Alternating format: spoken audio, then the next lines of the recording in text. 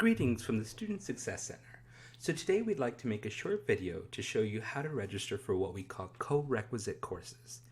This is when students take courses that are paired together with other courses, and this is typically done in situations where students are taking developmental courses in the last sequence, that's the last level of a developmental course, and therefore they're allowed to take a college level course with that class. And typically we do this or see this in math as well as English and reading. Typically the co-requisite courses look like these right over here. And with your advisor, you'll be able to figure out which ones you're eligible for, and your advisor should also inform you which you should register for. So this is for what we call co-requisite courses. The first thing that you want to do is start off at Passport.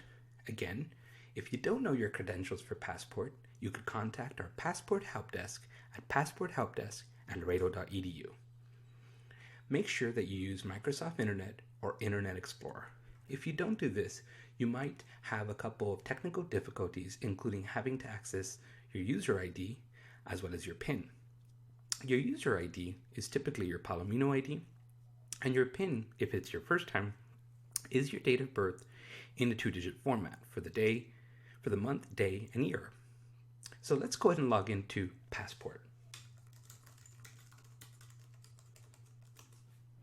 Now, once you log into Passport, you want to look for the Students tab, which is right over here, and then identify the registration tools and click on Student Information and Registration.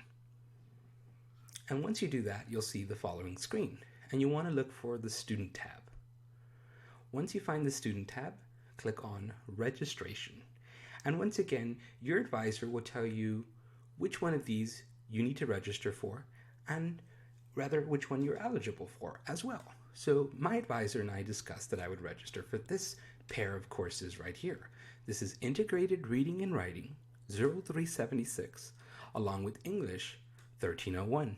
So let's see how I would register for these two. It is a little bit trickier than typical courses, so let's take a look at how this is done, because I have to register for both of these together. If I try to register for this one alone, I will get some errors.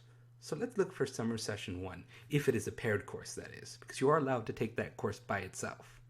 But if you're registered for one, or you try to register for one that's considered a paired, it will give you some errors. So let's take a look at how this is done here. So let's look up the classes, and my advisor and I discussed that I would register for Summer Session 1, so I'll go ahead and choose that term and submit.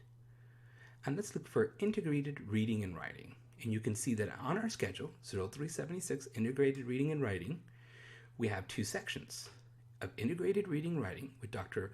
Marissa Guerrero Longoria and Ms. Yadira Rodriguez. And you can see that the sections are EP1 and EP2. The EP and EP2 refer to paired courses. So I'm unable actually to register for these courses by themselves. See, if I try to register for this one, I'm going to get an error message. You can see, and that's because I have to register for English 1301 together with that one. So let's see, how do we do this? So let's start all over again. So again, my advisor has indicated that I need to register for this combination or pair version of courses here. Integrated Reading and Writing 376 with English 1301. So how do we register? We click on Student Information and Registration. Then we click on the Student tab. Click on Registration. We select the term that applies to you. For me, Summer Session 1. And what we're going to do this time is we're going to look up classes, and again, Integrated Reading and Writing 0376, View Sections. And I'd like to register for this first one. But again, remember, I can't register for it by itself because it's a paired course. This is with Dr. Longoria. So what I'm going to do, instead of hitting register, I'm going to hit add to worksheet. And you can see it's put it in down here. Now I want to add the second part, the English 1301. So hit class search, English, make sure the term is still correct, English, and then we're going to put English 1301, and I have to identify the correct one or it will not work. So for my INRW, you might recall that I registered for EP1. If I had registered for EP2, then I'd be looking at this one. And you can see the same professors are teaching these two sections. So I need to register for this one as it pairs correctly with my previous course in the integrated reading and writing area. So I'm going to hit this box here and I'm going to hit add to worksheet. And you can see now both of them are there, and I'm going to hit submit changes, and now it's going to allow me to register for both of them. And you can see I'm registered for integrated reading and writing as well as English 1301. Let's go ahead and duplicate this process, but this time for the mathematics.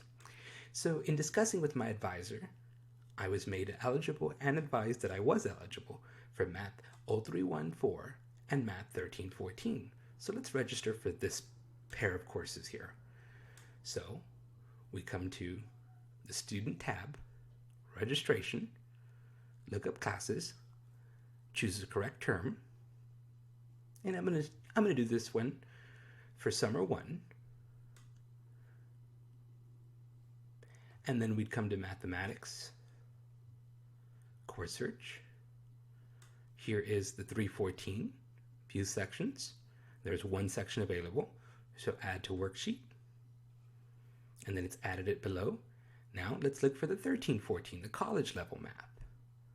So Mathematics, Course Search, 1314, College Algebra.